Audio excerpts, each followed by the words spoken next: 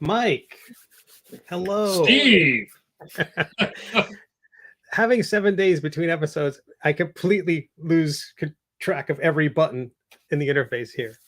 Hello, everybody, and welcome to Pencil to Pencil. My name is Steve Conley. I'm the writer and artist of the webcomic series The Middle Age, available at middleagecomic.com and other places where you can find great webcomics. And with me tonight is co-host Mike Manley, the Tower of Power, the man of the hour, too sweet to be sour. Some call him the master magician of mark making. I will be making some. I hopefully will be making some masterful marks tonight, and you can find me usually every day on Comics Kingdom, where I do Judge Parker and the Phantom. Fantastic. I got some news that JAMAR Nicholas has seen his shadow, and it will be, I think, a couple of weeks before we see him again. Yes, he's convalescing in a hidden location, trying to peel the zipatone off his elbows. Rumor has it he's working with Warren Beatty on a film project. Start that rumor. But which character is he going to play? Is he going to be a brand new Dick Tracy villain? What did you see? So did you see that, Mike? I think we shared that on social. It was going around social media that Warren Beatty, who starred in the Dick Tracy movie back in the 90s, was it? Yeah, that was one of the first, right around when like the Phantom came out. There was Phantom, Dick Tracy, The Shadow, like those first round of comic book movies that everybody's pretty much forgotten. Yeah, I think right after Batman too. I think the Tim Burton's Batman really inspired a lot of people, and got a lot of people greedy with inspiration. and they put all those weird primary colors and Madonna and Dustin Hoffman and Al Pacino. What an all-star lineup for a kind of a train wreck of a movie. Yeah. I don't. I had very hazy recollection of it because I believe I saw it in the movies, but I don't know if I've actually seen it since then. Yeah, no. So many other comic movies seem to be on heavy rotation, or they were on basic cable forever, but not that one, I don't think. Yeah, I remember The Shadow seemed to be on a lot. The Alec Baldwin a bit, and but yeah, that was back when like every other day Beastmaster was on TMS, Absolutely, and yeah. Well, now I guess Warren Beatty is playing Pruneface. He's no longer playing Dick Tracy. So that was the information that was going around social media this week, was that Warren Beatty apparently has managed to hold on to the rights to Dick Tracy all these years by every 20 years or so releasing a straight to Turner Classic Movies edition, kind of a home movie. Yeah. I think there's probably a clause in the contract that says if you don't make something, the rights revert back to the original copyright holder, which I guess is King Features and the Chester Gould estate, because they co-own it. So that's actually a very common thing in Hollywood, and I know that Tony and DePaul and I have talked about that because I've been doing this Phantom going on 7 years, and there was rumors about the Phantom, and there's rumors about Flash Gordon, and I think what happens is somebody gets the bug. Okay, we're going to take this character. There's not that many left, right? Because Marvel and DC and all the major ones have all been, so what do you got? Like the old pulp guys like Doc Savage, the Spider, the Shadow, right? And someone decides that they want to make a movie. They get a producer interested. They get a director interested. Then they got to get a star interested. They got to get all those little pieces. But those licenses are actually pretty inexpensive. They get them for a while. Then if nothing happens, they expire, they go back, and then they can either renew them.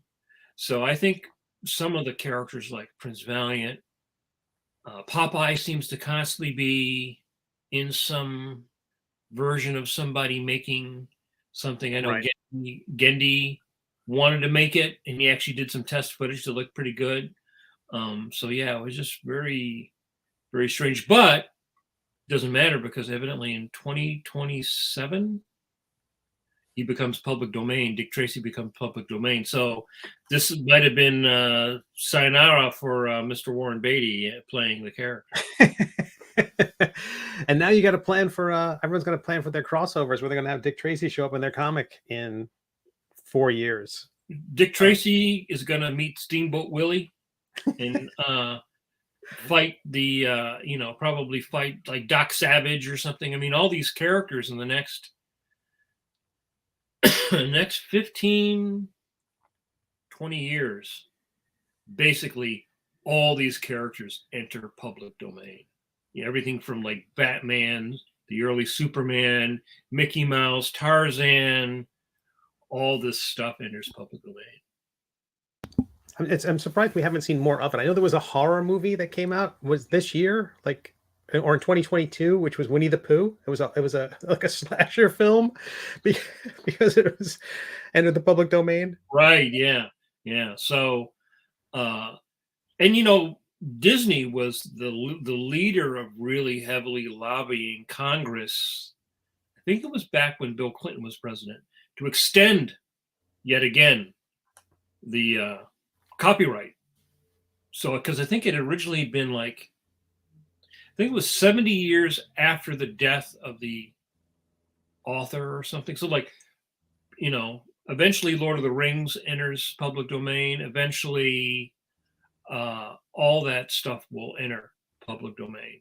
Just like, anybody can make a Frankenstein, anybody can make a Dracula.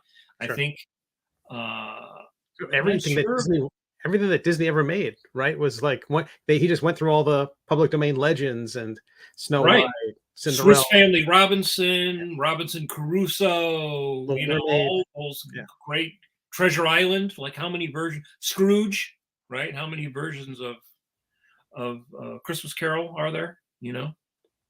So wow, eventually the Middle Age. Far in the future when we're just heads in bottles, the Middle Age will. No, I'm expecting just like Warren Beatty to be wearing a ridiculous costume on basic cable every 20 years or so to hold on to my rights. You're gonna dress up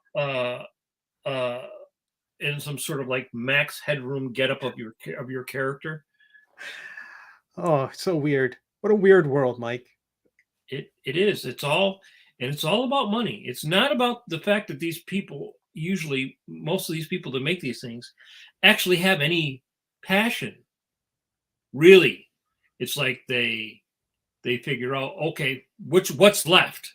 Okay, that's I mean, Star Wars happened supposedly because George Lucas could not get the license for Flash Gordon. That's what I remember reading. Yeah. And then they made that really great Flash Gordon movie after they denied George Lucas. They made that fantastic Flash Gordon movie. This was the best. The Brian Blessed in that. Yeah. But just think how different the world might be if he had actually made Flash Gordon instead of Star Wars. The whole ball of wax, man, might just be completely different now. Well, this ties in a question Tim Fielder is mentioning on the Facebook. The only trick is when the estate tries to go after those who do the adaptations, which is why if you do the deed, you should go alter it a bit. Do you concur with that, Mike? Yeah, well, there's also the difference between copyright and trademark. Right. So that's another reason why they keep doing things. They keep putting things out because they want to retain the trademark. I think the trademark lasts 7 years. 7 years, yes, in various categories. So if you say Zorro, if you don't put out a Zorro product, if you are the estate of the guy that wrote Zorro, if you don't put out something, with Zorro on it as a trademark. So that's why Tarzan is going to go into public domain in the next couple of years. But the trademark of Tarzan is still owned by Edgar Rice Burroughs Incorporated. So you won't be able to call it, Tarzan, Lord of the Apes. You'll have to call it something else because they still own the trademark.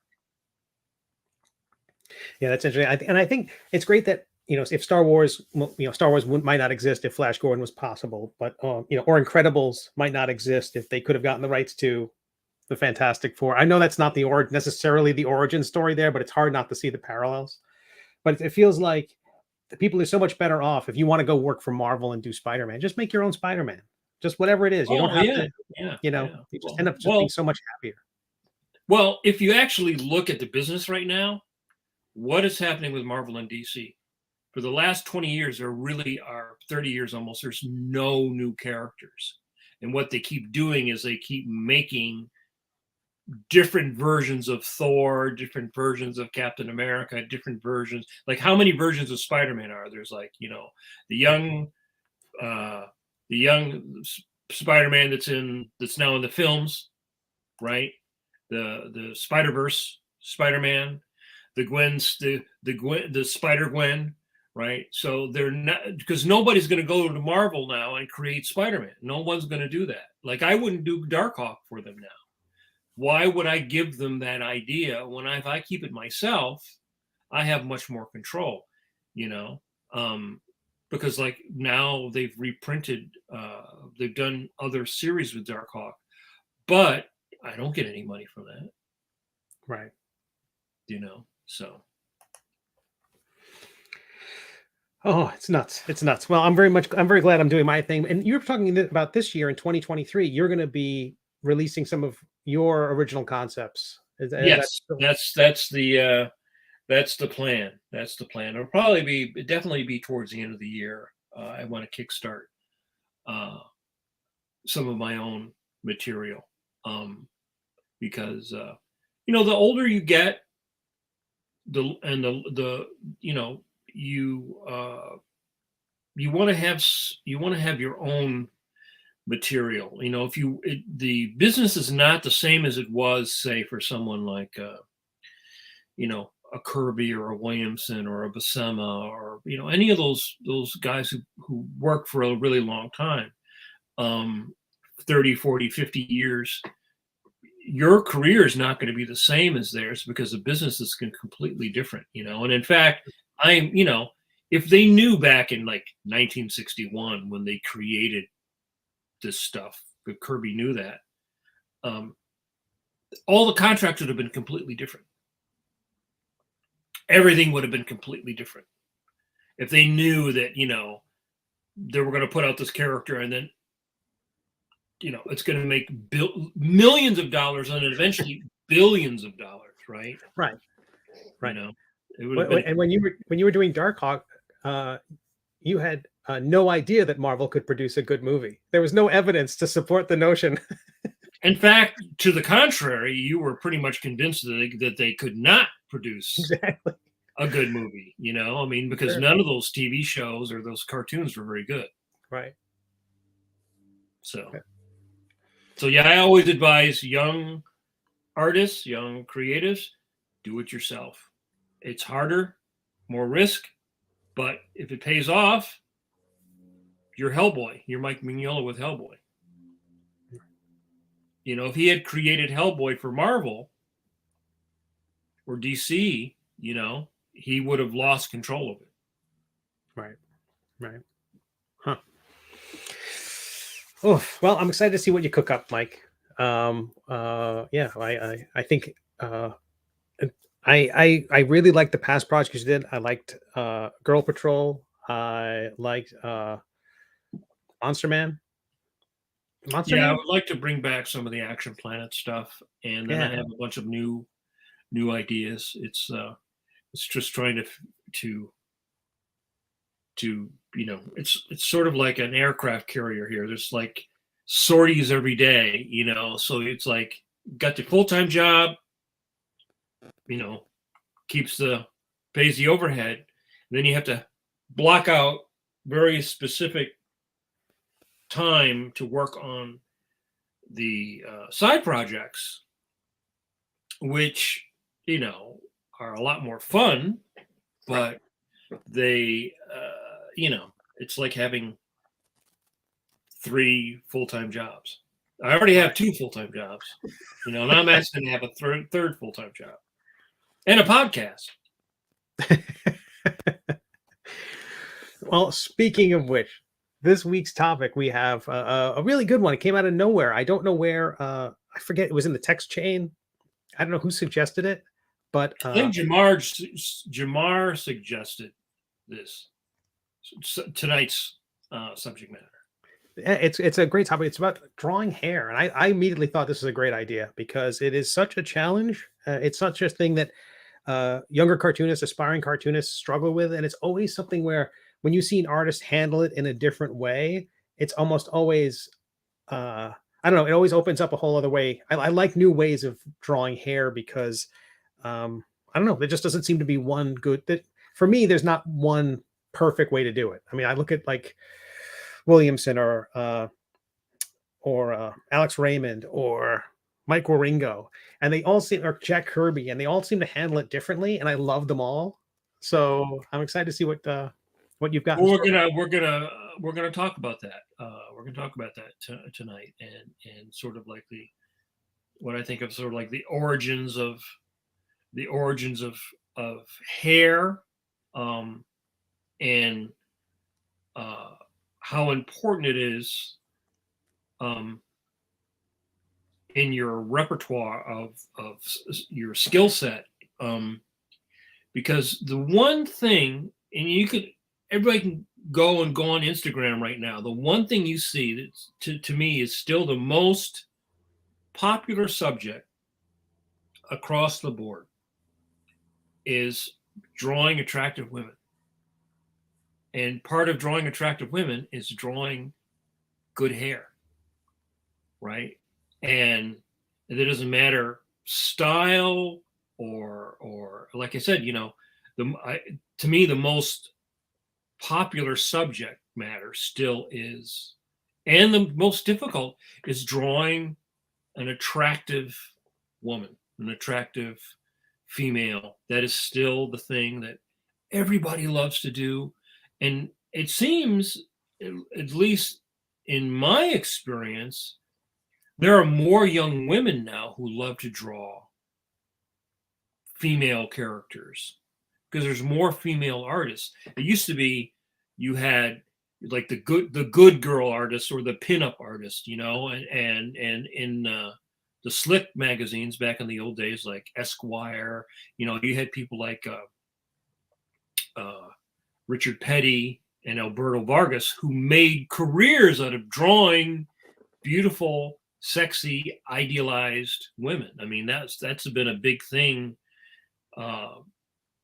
forever. And then the generation before that was the we'll talk tonight, the Gibson Girl by Charles Dana Gibson, right?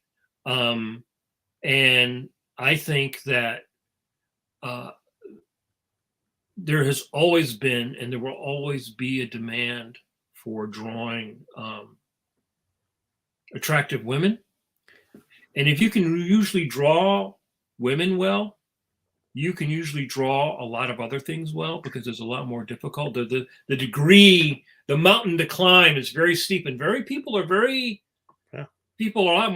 a lot more picky. And in fact, I think I mentioned this before, when I first started working, and I was working with Dick Giordano, I was helping him on a project.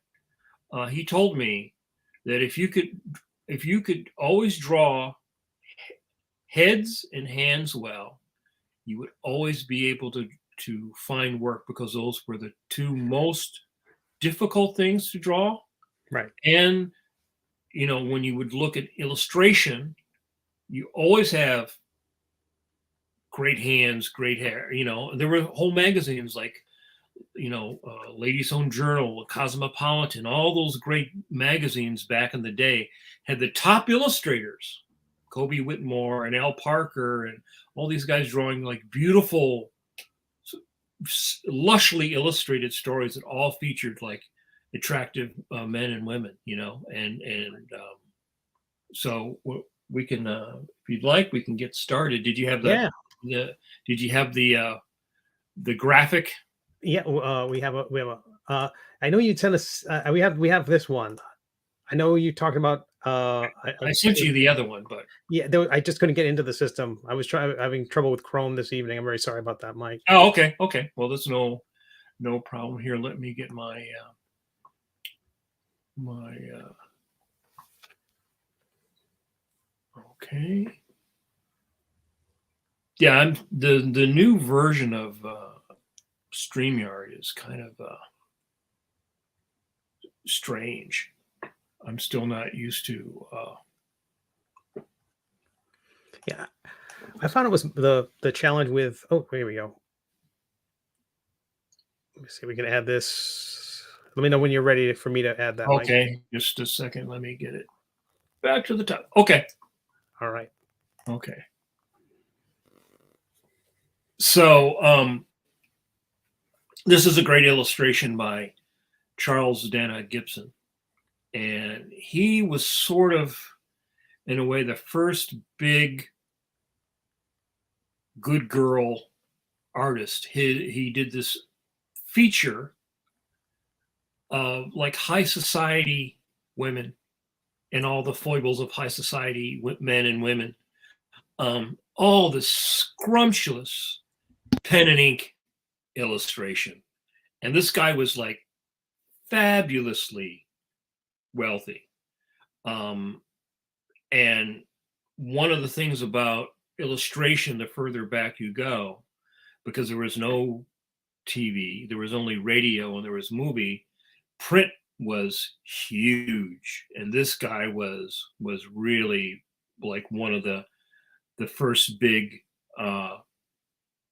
There was the Gibson girl, and then Leyendecker painted the arrow shirt collar guy, right? And so that character that he created of the the attractive guy wearing the nice arrow shirt supposedly used to get women writing and like being crazy about this guy and proposing marriage and everything. So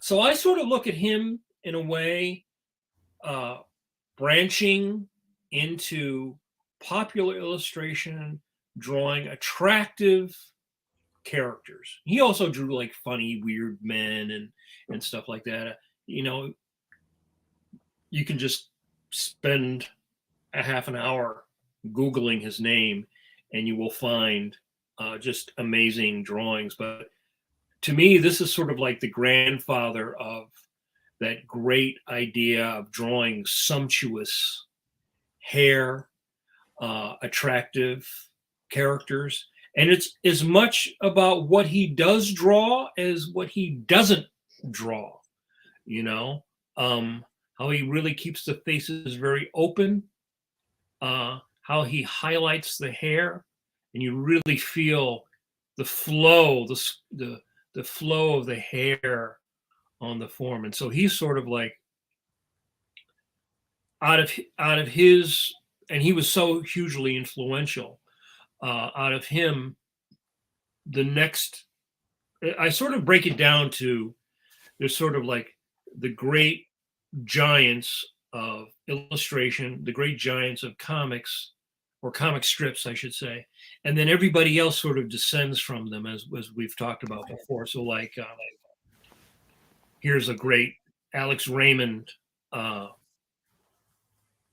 piece, and again, you see it as sort of the same. You can see a lot of parallels in how beautiful the hair is, how open the faces are, how idealized the forms are.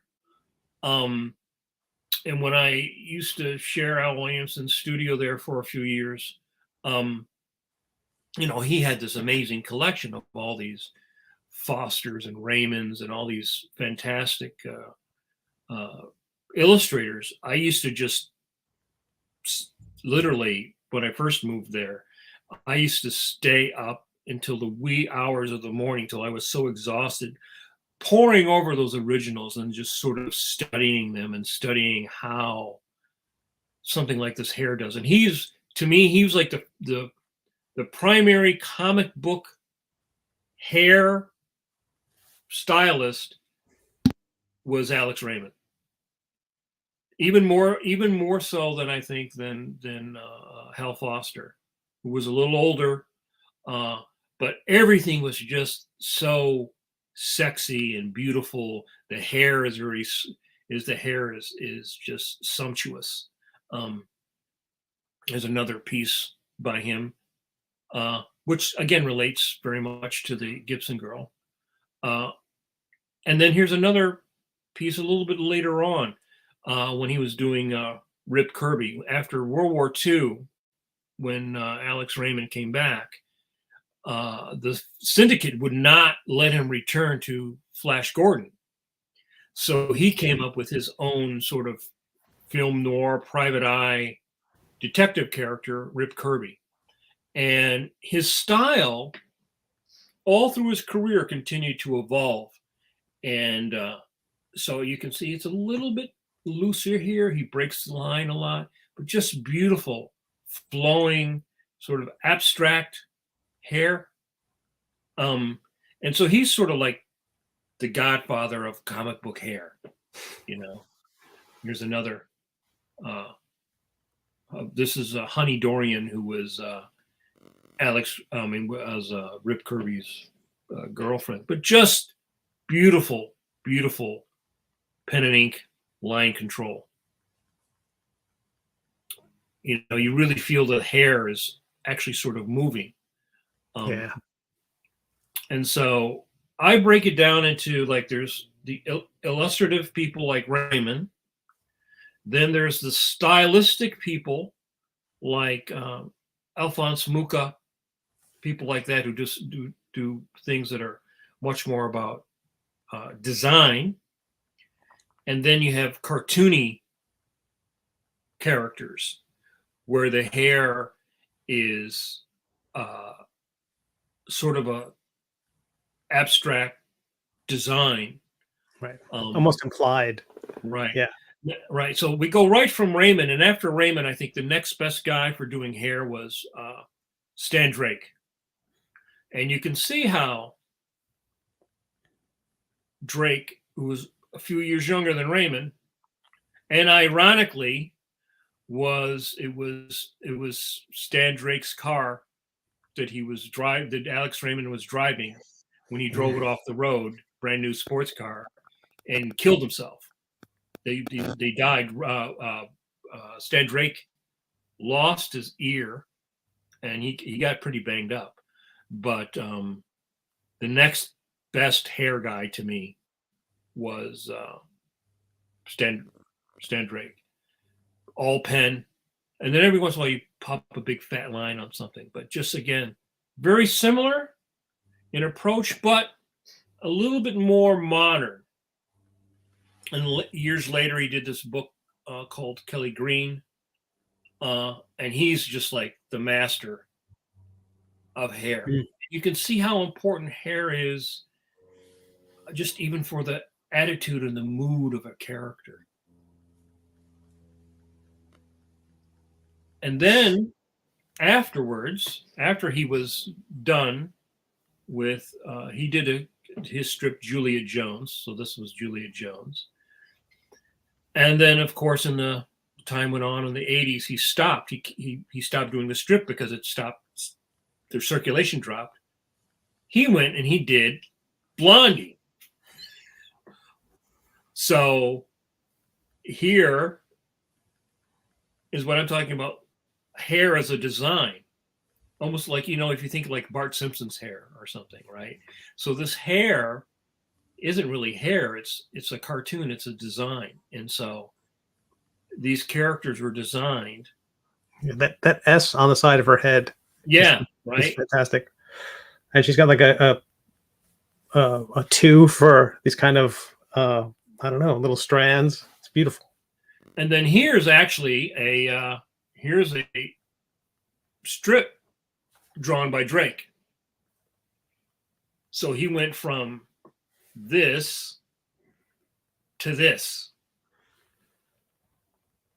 And he was making more money doing this than he was doing this, which was, you know, a lot more involved, a lot more demanding.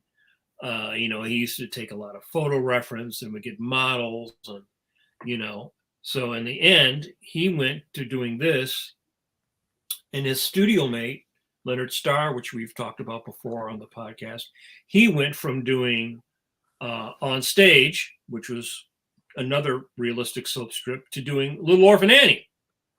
So he had these two master craftsmen going from doing this highly realistic,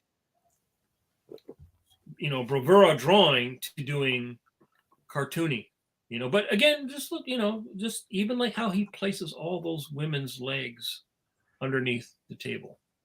I mean, that's some high level drawing that people don't really think about. But this would kill 9 out of 10 cartoonists. Draw a table full of women sitting down and talking, and the subtle little bits of their acting. But again, you can see how the hair is very stylized. Yeah, the two characters on the right, you shouldn't be able to tell them. You shouldn't be able to. They should look like some sort of, you know, transporter accident. They like they're merged forms or something like that. But instead, they're clearly delineated. It's amazing. And then I would say the after Raymond and Drake, to me, the best hair inker was Frazetta. Hmm.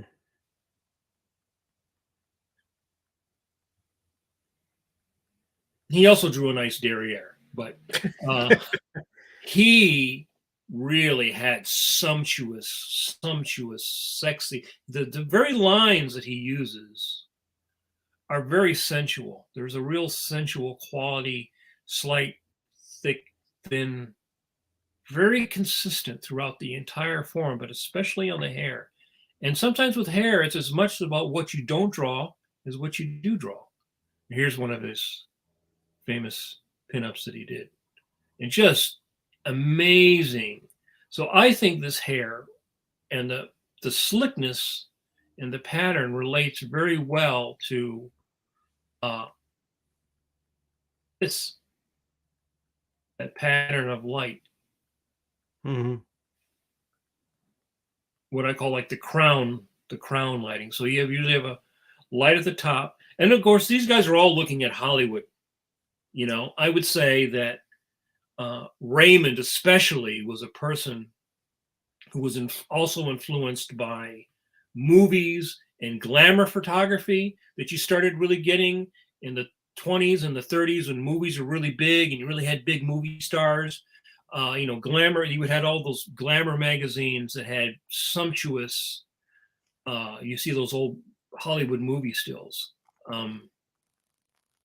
And Frazetta was also great at using hair as a shape, right? So you feel the punch also because you see the effect of the hair going, trailing off the head gives that motion of the head going back, just as the hair going forward, boom, leads you right there. So you feel his hair going forward adds force to his blow, just like this hair leads you back. So you get this nice. So the hair does a lot in this illustration to help lead your eye around. And then, of course, here's Al Williamson. And he was great at doing different characters, great at doing hair. As you can see, like each person here has a different type of hairstyle. He's really good at lighting. Again, you see that same sort of idea of how to light.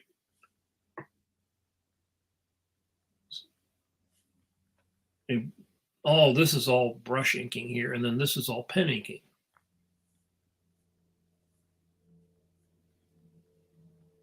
Yeah, it's great.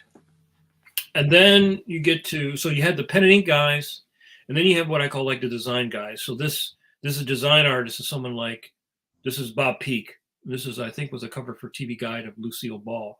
where she was very noted, obviously, for her flaming red hair, and then how he turned this really into this beautiful, interesting design.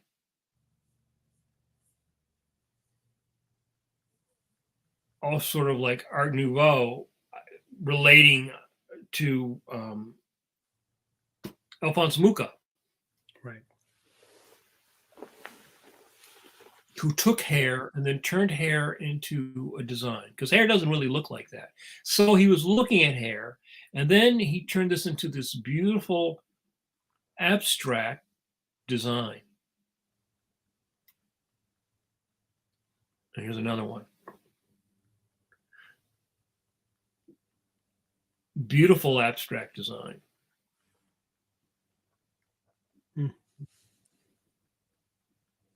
Here's another Bob Peak. And there's probably 40 years or more between these two. It's funny, in the 60s, illustrators started relating back to something that was done 50 years before. You started seeing a lot of illustration where they were doing stuff in the 60s that were sort of trippy, you know. The main difference, I think, is that the color is also much more intense. But and here's Adam Hughes, which I think is a great example of a modern artist pulling inspiration from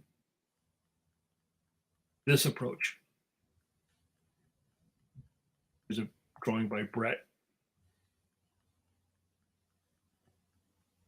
Great hair, flowing. Here's a sort of different John Romita cover. And one of the things I suggest people do, if you really want to learn how to draw hair, is you study these artists. You look at people that did the romance comics. And then you also look at a lot of photography. You try to find really good photographs, and that's really important. All these artists that we're looking at used photography to have reference for drawing proper hairstyles, because one of the things that we all do in the beginning as cartoonists is we make our style up like a Frankenstein out of like bits of our favorite artist's style. But what you really should be doing is doing what they were doing, which is looking at reality, looking at real people, looking at photographs. And that's especially important with women's hair. Or what you end up doing is you end up just drawing this weird mass on the head very often that doesn't really relate, doesn't have the form underneath, and it's not really based upon anything except your interpretation of somebody else's interpretation of an interpretation sometimes. Here's some Disney, great hair. And so that's the third, I would say, is animation. And Disney is probably the best studio when it comes to that, because over the past 100 years, they basically perfected character animation, perfected being able to animate something like hair. And then now they've taken all that information that they did in 2D, and then they import that into those ideas and those theories into the using the 3D software to do characters like Brave, which was all about her hair and how they had to break down that hair. And then you have people who write programs for doing wet hair, hair in the wind, And here's another guy I love, again, John Romita, just sumptuous hair. And so, when I was younger, I always liked his work. I wasn't really into the romance stuff until later on. But this guy just drew beautiful women. And again, sometimes, like when he would draw Gwen, it's almost, there's no detail in the hair, as opposed to Mary Jane, where she has, all these curls. So that is those are what I call the greats of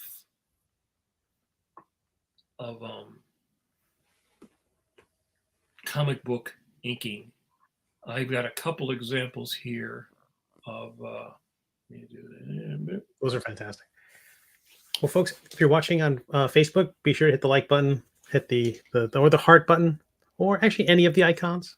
And if you're over on YouTube, please hit the subscribe button. We're getting close to 1,000 subscribers, and we'd like to get there and use those 1,000 subscribers to lure Jamar back early. And then you can share this, Steve. Got it. So here's a couple drawings. There's a zillion of them out there. We're so fortunate. Like, you can just go to Pinterest and type in Sleeping Beauty.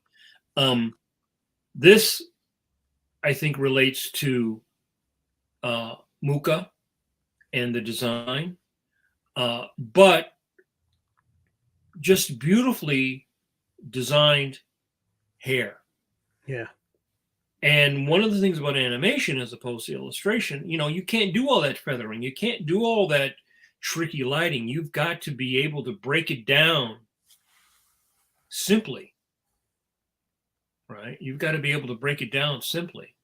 And I think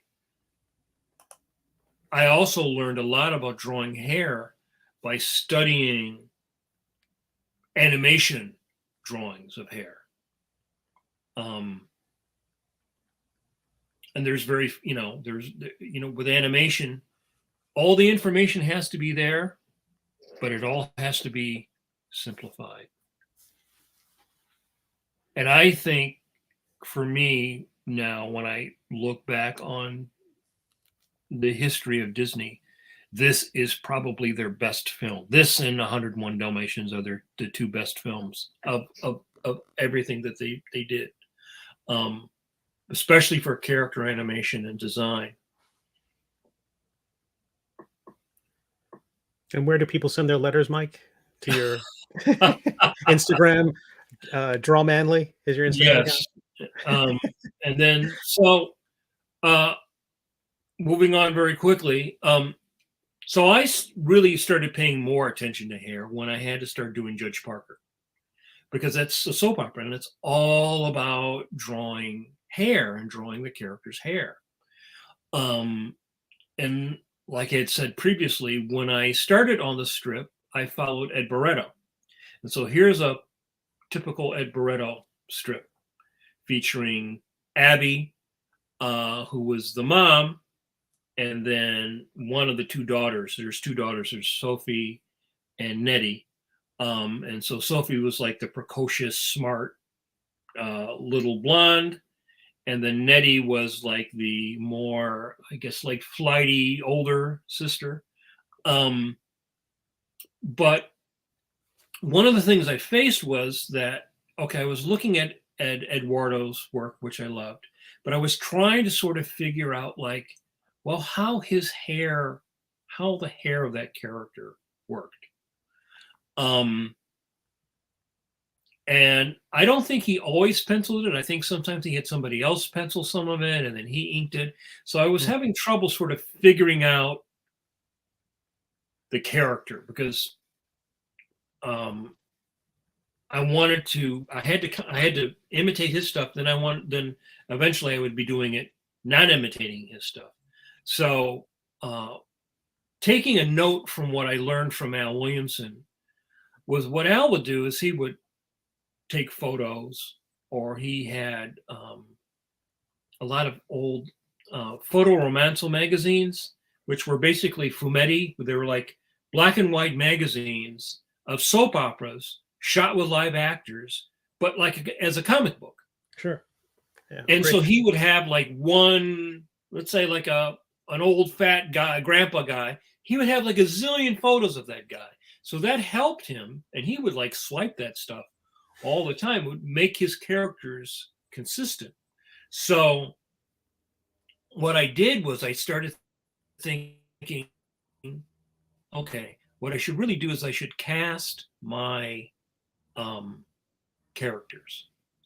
And if I cast my characters, so I think of Judge Parker as sort of like a soap opera, like, like Dallas, or like, As the World Turns. If I pick an actress that I can base the hair on, the look on, then I can get a bunch of pictures of that person.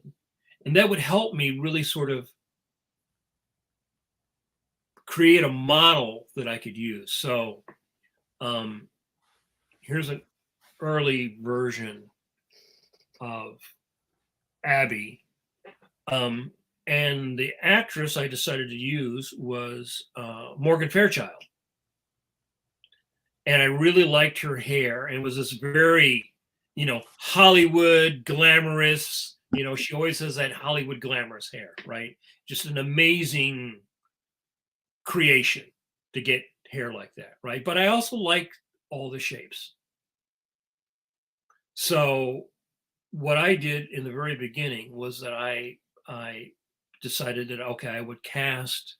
It's like I was be a casting director for myself, and I would pick actors or actresses, and then I could get a bunch of photos of them, of their hair from different angles, to help me create a model for the character. That makes a lot of sense. And so here's a current version of this. Just ran recently. So that helped me quite a bit by basing it on her, and this is exactly what Raymond would have done, or Sure. Stan Drake would have done, or Leonard Starr would have done. In fact, I've seen drawings where Leonard Starr would do a model sheet for himself. I know there was a series of strips that he used Larry Hagman as a model. There's a storyline where he used William Shatner as a model. He used to use his wife as a model for the main character, Mary Perkins, in the beginning of the strip. And then, so here's an earlier version of the characters. Again, after I sort of like had to work on making. Have you shared that screen yet, Mike? Oh, okay. So you haven't seen it? Oh, okay. No. I thought I was sharing it. Okay. No, I think we missed. Okay.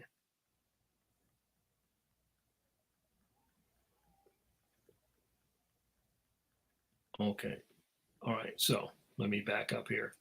So this is Barretto, and that's his version of Abby and Sophie. And I had King Features send me a bunch of Eduardo's run so I could study it, but I was really still having sort of a hard time figuring out like the hair. So that's an early version of Abby. And so here's a couple pictures of Morgan Fairchild. And so you can see that I'm still sort of basing Abby on Morgan Fairchild. And here's an earlier version of Abby, not too long after. I don't want to say what year this is. This is 1 year into the strip, right? And so Sophie, the precocious, she was younger then. Now she's like in college. Right.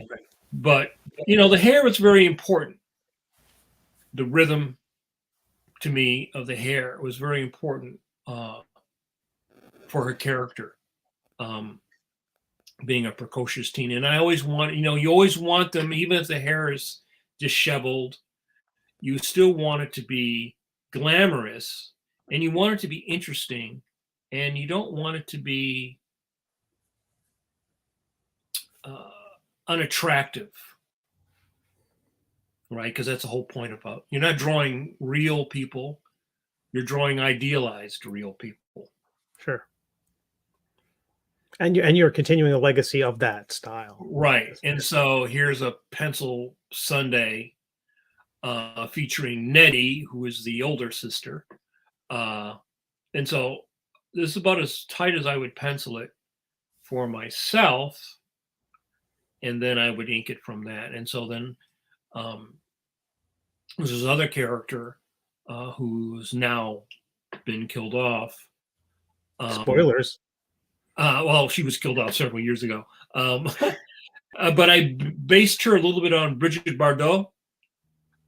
Okay. So I've still continued that idea.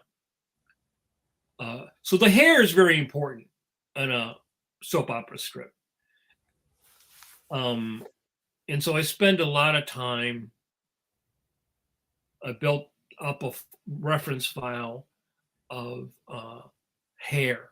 Like I would look at like how a woman would tie her hair back. Not just make up something, like I said, but actually find pictures of hair. Yeah, you can always tell when someone's sort of just winging it. Right. You know, there's that sort of like way of doing it. You know, again, very glamorous Hollywood flowing hair. This is probably around 2012, maybe somewhere 13, somewhere in there. But the same way for Sam, you know, he's got that nice Hollywood hair. And so I spend a lot of time actually finding old black and white stills of hair of actors. I think I decided to base Sam on Chad Everett. But that's important to me so that I can help create something consistent. And then you might notice something about a certain character here. I actually, early on, I based a character on JAMAR.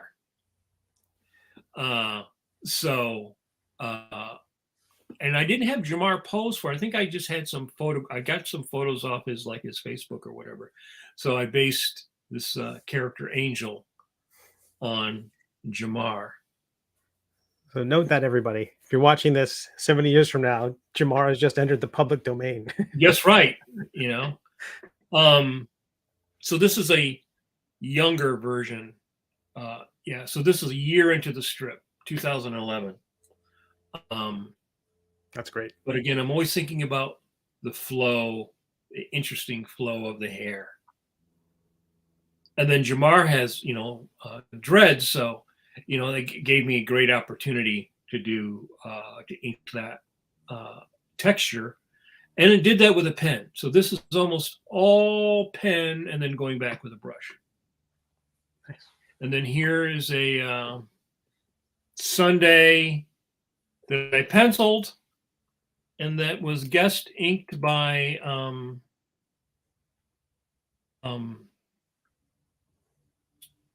Bill Reinhold. Okay.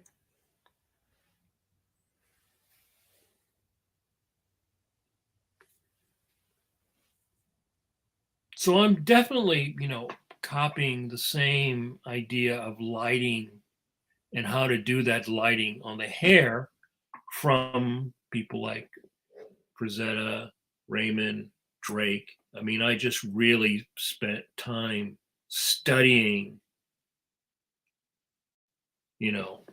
how they did it, which to me is fun.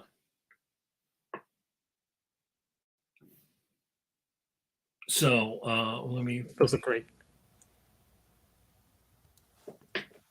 So I don't know if there's any questions so far. No, I think we're all in rapt attention.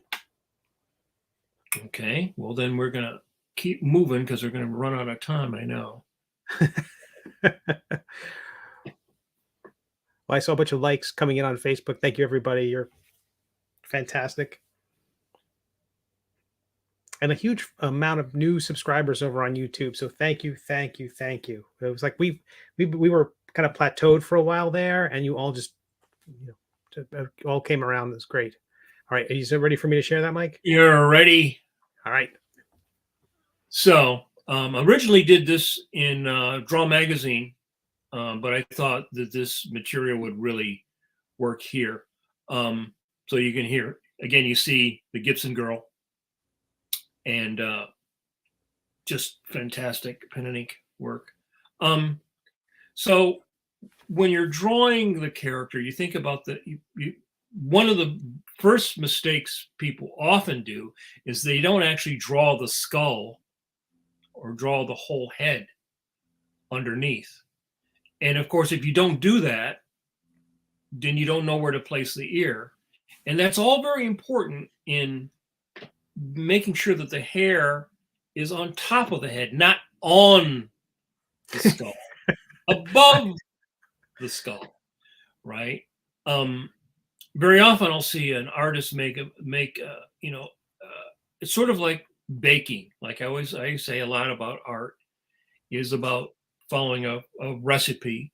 And part of the recipe is that the hair is above the head, is above the cranium. It does not stick on the cranium, and it flows out.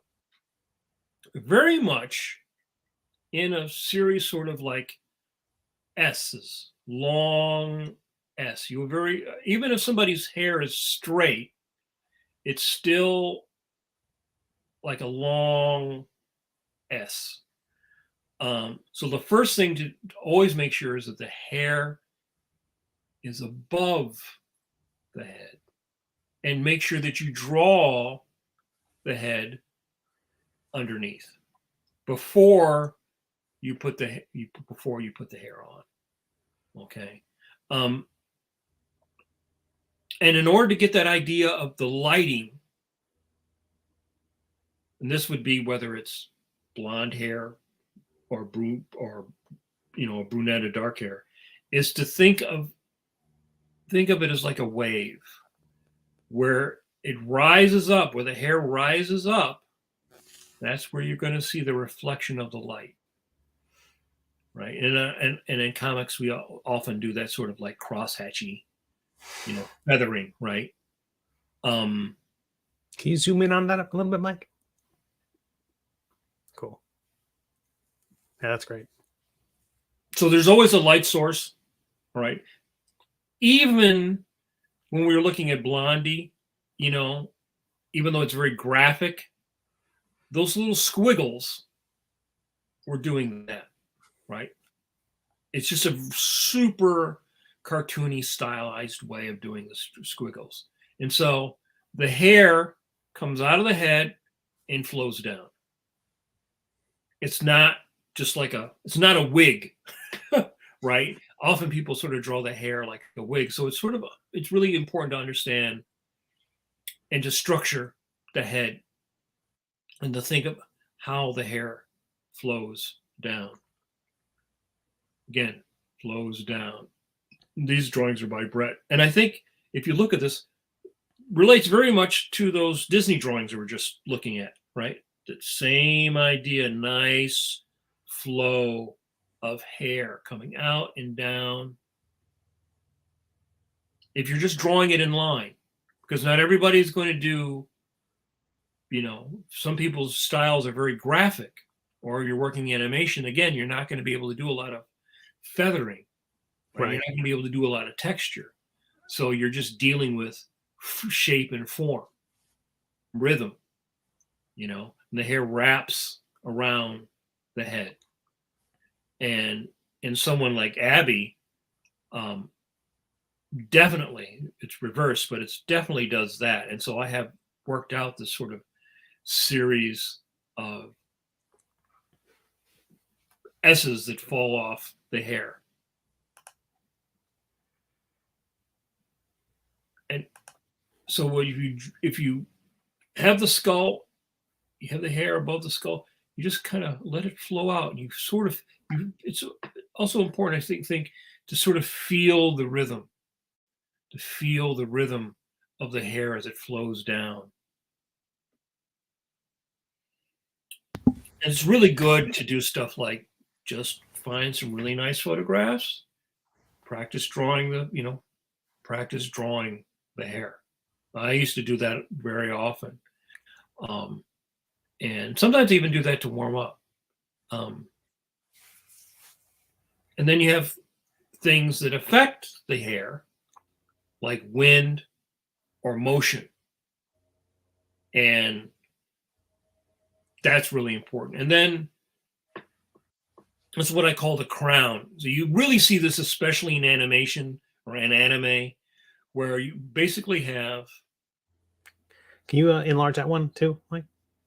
you basically have two light sources. You have what I call the crown, which is, and you see this especially in animation now, is that one ring of light around the top of the head. As going back to as the form breaks, creates a highlight. Form breaks, creates a highlight. And then usually there's a secondary highlight, again, as it starts to flow out. You see that in movies, especially old black and white movies. They spend a lot of time on the lighting. So here's an actually like a anime drawing, right? And you can see that idea. So you have what I call the crown, right? Even in the realistic work by Raymond, Foster, Adams, Drake, that idea that there's that first break of the highlight, and then usually there's a second one. And depending upon the hair, if it's really curly and you have many, every time the hair goes out, you would have another highlight. That's great.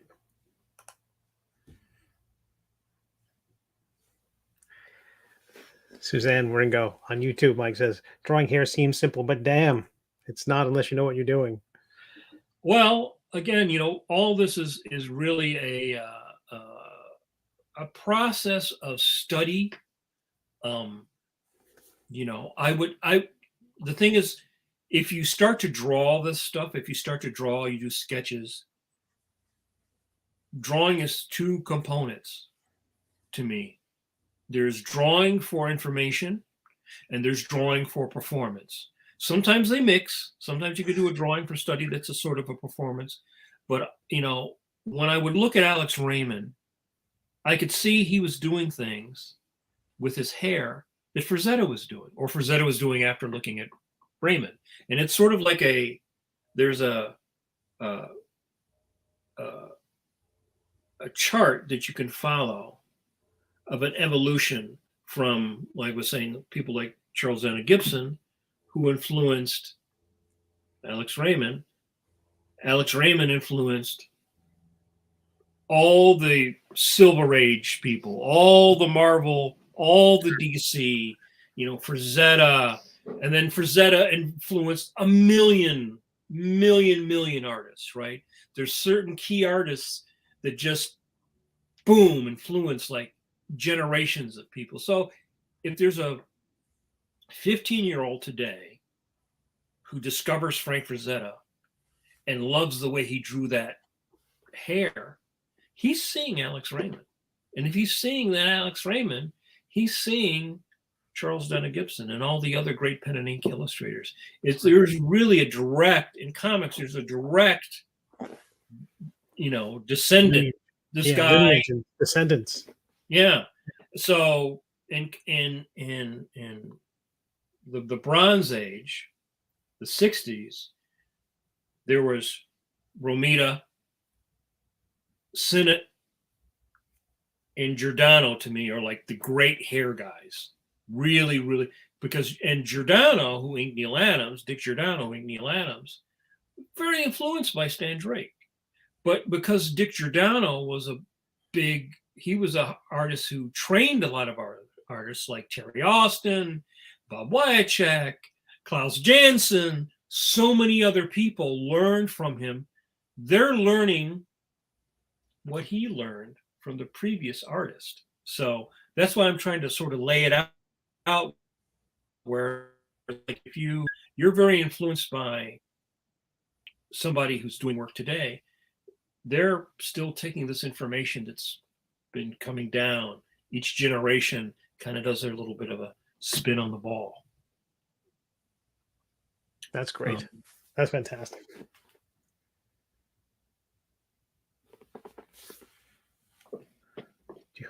Did you have other anything else? Yes, I'm getting that ready right now. So if Okay, anybody, cool. I want to make sure I didn't miss it. Anybody has any? No, it just compliments, Mike. You're just getting compliments. So we're going to do a couple quick heads here because we're short on time. Okay, so this is still, it's like trying to do 5 things at once. So just another day for you, Mike. Well, you know, I was very obsessive about this. I still am very obsessive about this type of stuff. So here we go. Here's a typical dude. I'm adding it to the stream now. Right. All right. Here's a typical guy. And we'll give a new layer here. This is Wooly Willy. We're going to do the... right. Yeah. You know, take the little magnetic filings. So let's say I wanted to... so here's another pointer for hair, for men's hair. So basically you have what we call the mask of the face, which is from the chin to where the hairline starts. That's what is called the mask of the face. And everybody's mask of the face is usually, if you take your hand and you put your hand at the base of your chin and you spread your hand up to on your forehead, usually where your fingertips end is usually right about where the average hairline is. Now, of course, if you're an NBA basketball player, your fingers go all the way to the back of your head.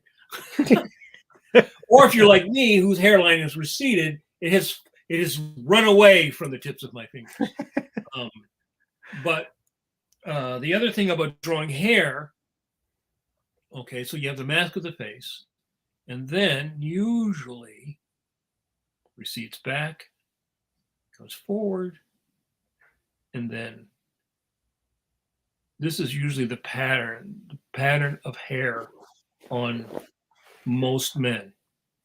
99% of all men have this pattern until they develop male pattern baldness. All right. Now, it wouldn't matter whether you're Asian, it wouldn't matter whether you're black, whether you're white. Everybody's hair more or less does that. So you have to sort of keep that in mind when you're drawing the hair. And the same for women. It's just sort of like the human, you know, the way, you know, like some people don't have as much sideburns, right? Kind of the default, you're saying, Mike. Yeah, right? Yeah, this is sort of the default.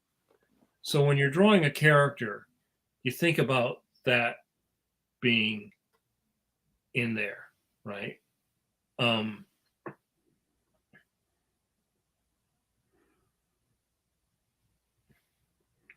So let's say I wanted to give this guy, you know, sort of your typical.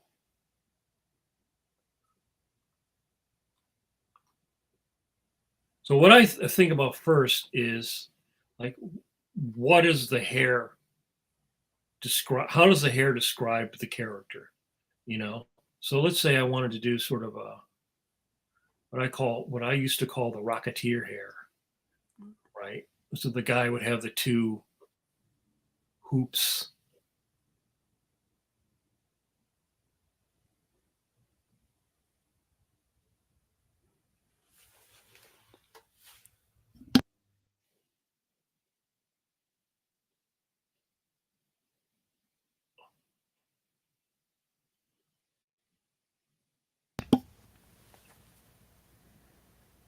And as always, draw through the hair. draw through the forms. Like I got to get the hair on the other side of the head, right? And the hair is if it's coming out,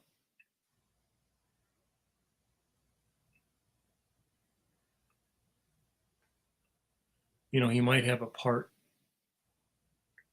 in the middle.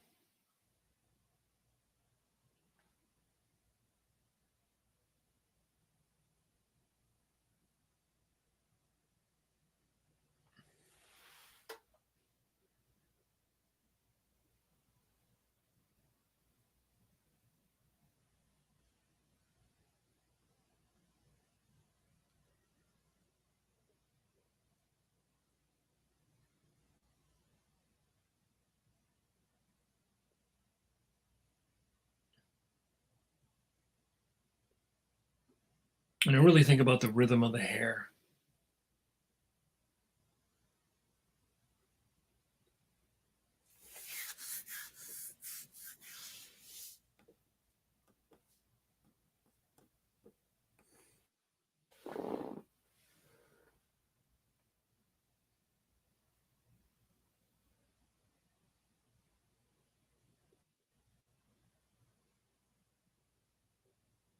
Maybe even his hair would go over his ear a little bit.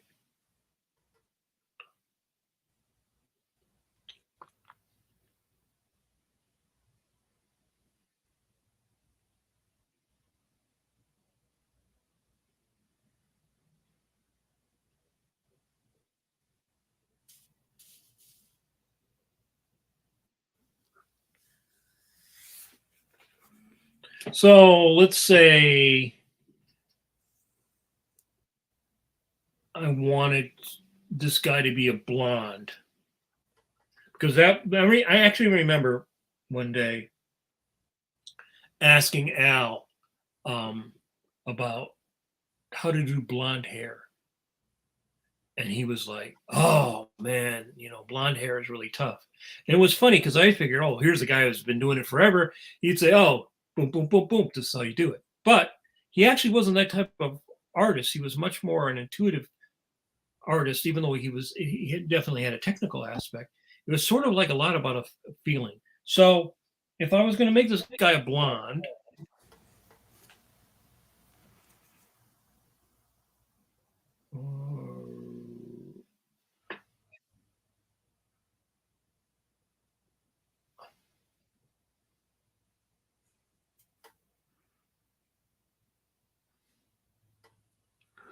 What's the basic thinking? the basic thinking is, so with blonde hair, you know, again, you're going to have the break of the wave. So let's say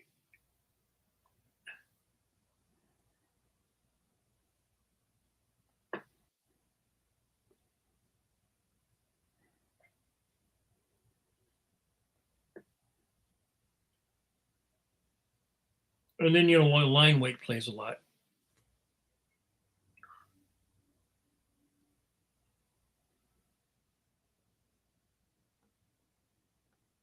So if there's a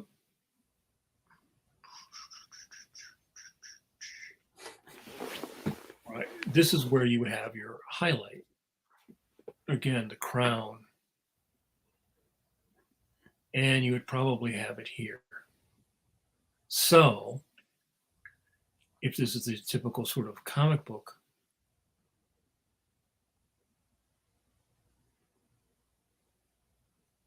I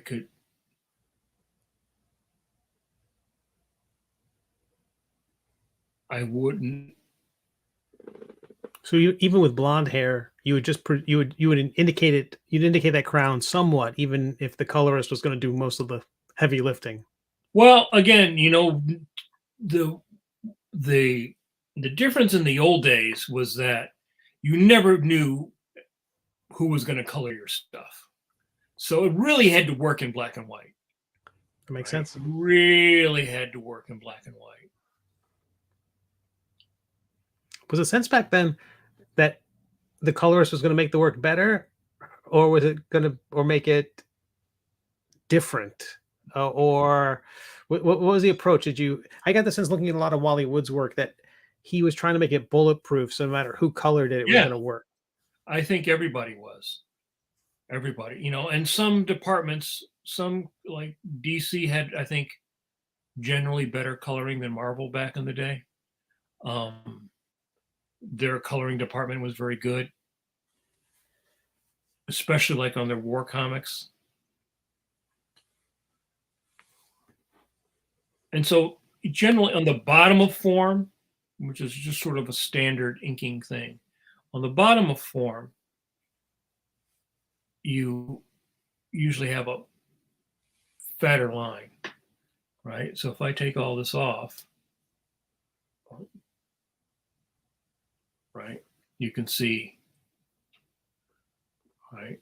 Now, if I wanted to make this guy a brunette, I'd give him dark hair, then what I would do is I would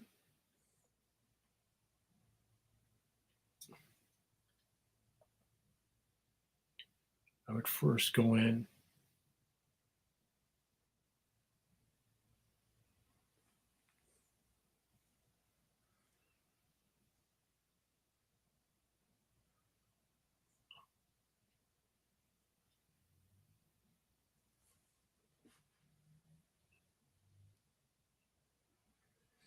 Yeah, that crown suggestion is going to change how I work on all naturalistic drawings of cartoon characters, Mike. I don't know if it'll affect, the very silly, simple stuff, but I think it will. I think it's going to change everything.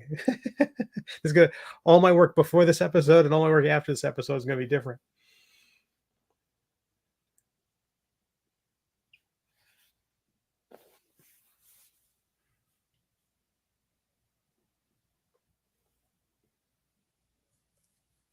sometimes what I would do too is I would go and I would take a, if I was inking with a brush, or I mean, one of the big differences for me working with something like Clip Studio is I sort of have to craft my line that we talked about before, because it doesn't give me the same performance as I'm used to with a traditional brush.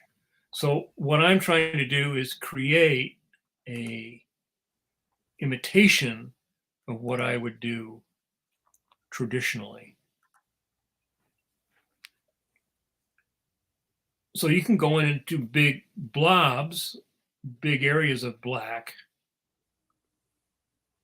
and then feather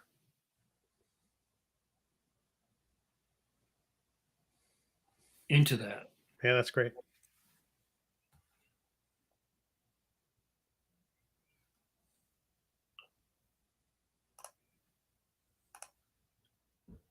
So I would love like a number 3, number 4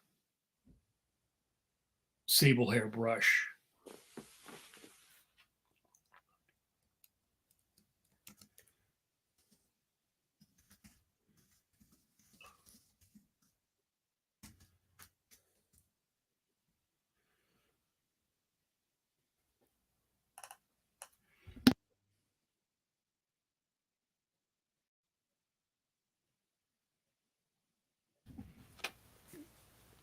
And of course, this is very, very good.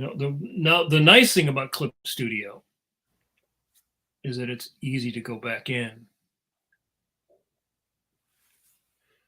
with your white, which is not as easy traditionally, Right. right?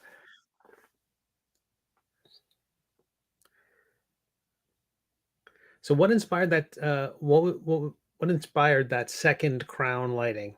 Just thinking about the form and the way it would fold. Yeah, I mean, I want to have the difference. I want to say I wanted to see the part, right?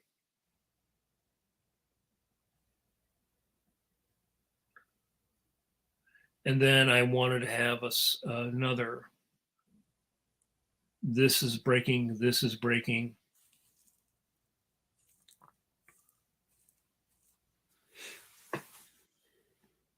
And I mean, you can also make this much more stylized. You know, I tend to like that sort of lush, feathery, more illustrative. Right. So this is just sort of a real quick. And then we'll try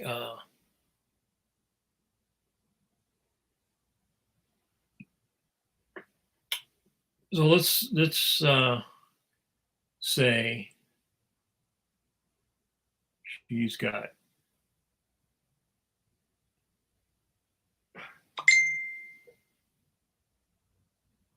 dreadlocks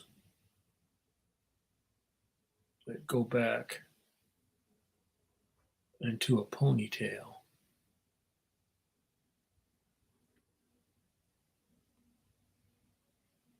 Maybe one or two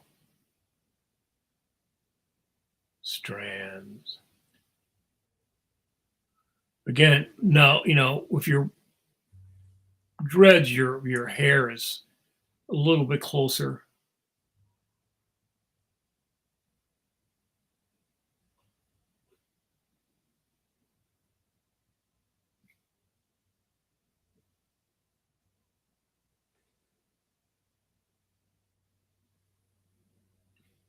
So this is basically how I draw. You know, I would draw any hair, anybody. This is exactly my approach. And you know, again, with a woman's hair, you know, you spend a lot of time working out how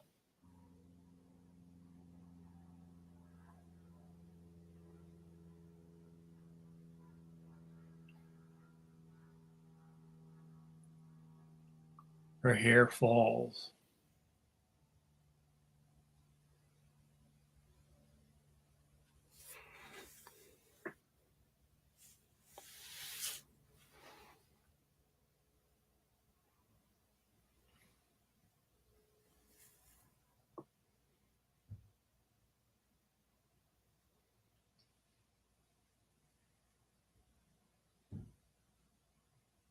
How are we doing on time, Steve? We got to go, right? Yeah, well, we're coming close to it, but we also not a ton of questions. I think everyone's just we got a ton of people watching, and I think that we're just all hypnotized.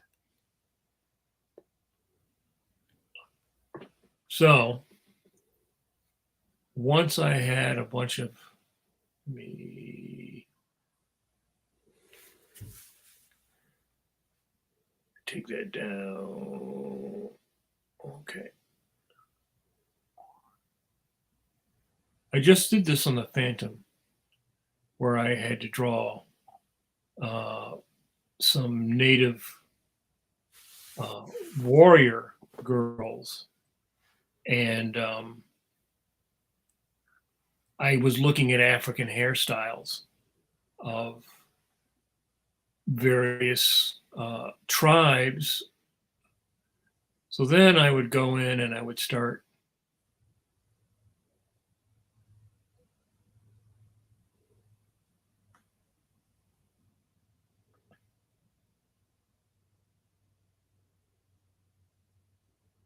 and I'm still aware of the fact that you know, there's a crown, although you might not notice it as much because the forms are smaller. Right, and the texture breaks it up, Yeah. so creates. There's so many highlights along the way.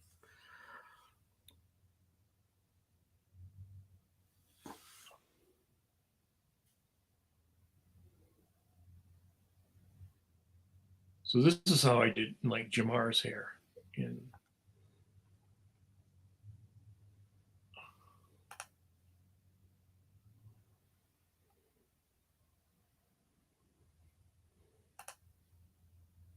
I mean, that's not the only way you could do it. I mean, you could actually do it.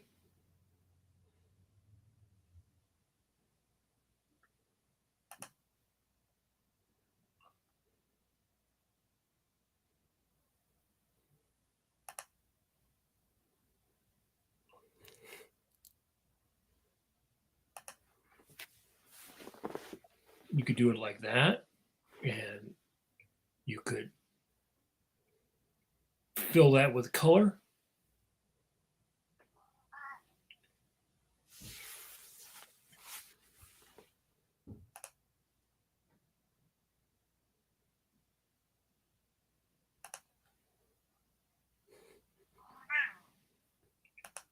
That my cat agrees. So is this would folks like a second hair episode? We could do hair part 2, sure. And no one has to make a part joke. Just let's Ah! stop that right now before. So you could do it that way too, and then you could, go back in, put a little, and then fill it with a color, That's great. right? There's no one way, but this is basically how I would.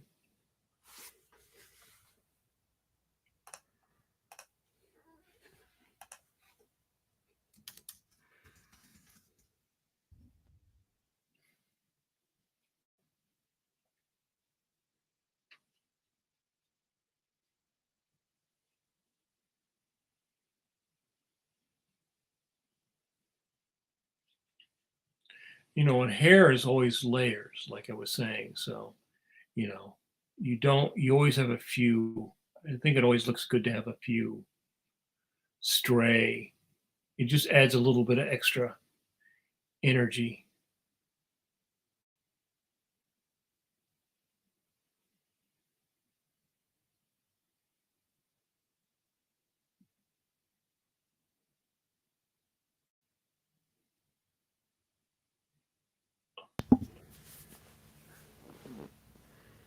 Yeah, that's great, Mike. And Sheila, can we? Oh, apparently we have to have an episode on with facial hair too, Mike. Oh, draw beards. All beards, an all beards episode. I guess we could do that. Yeah, sure, right. All the beards of comics. Dana Gibson, Charles Dana Gibson's beards. Well, yeah, but actually, that era, there was, that came right out of the Victorians. All those old, like the Russian Tsar and all those guys had all those fantastic goatees and beards back in the old days. So that's basic. You make a string of hair, and then you.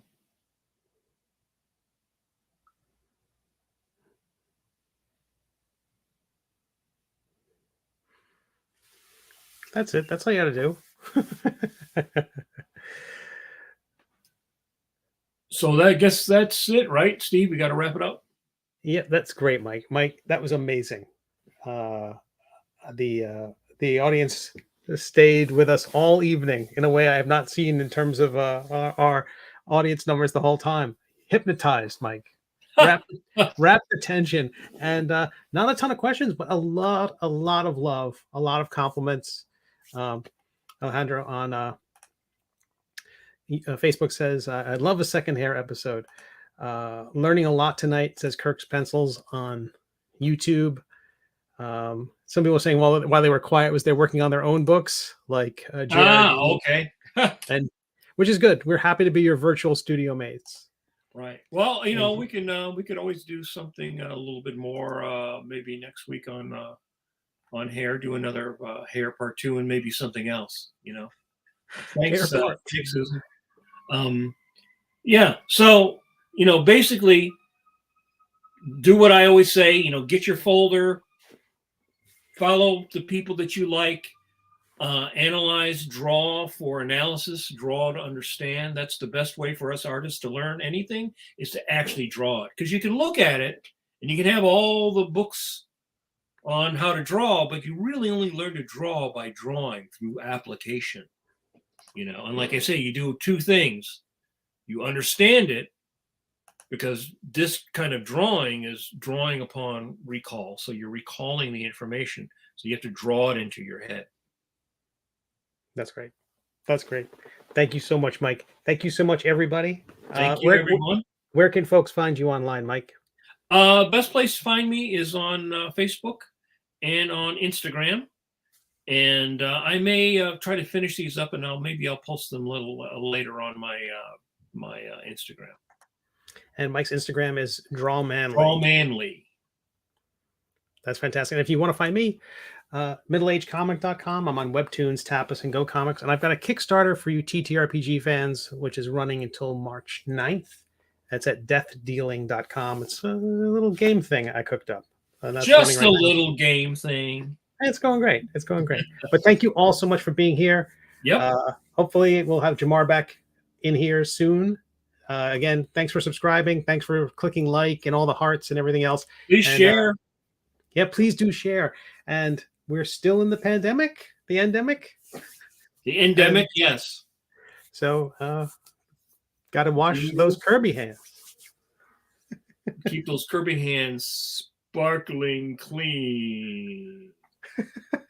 Have a lovely week, everybody. See you next week.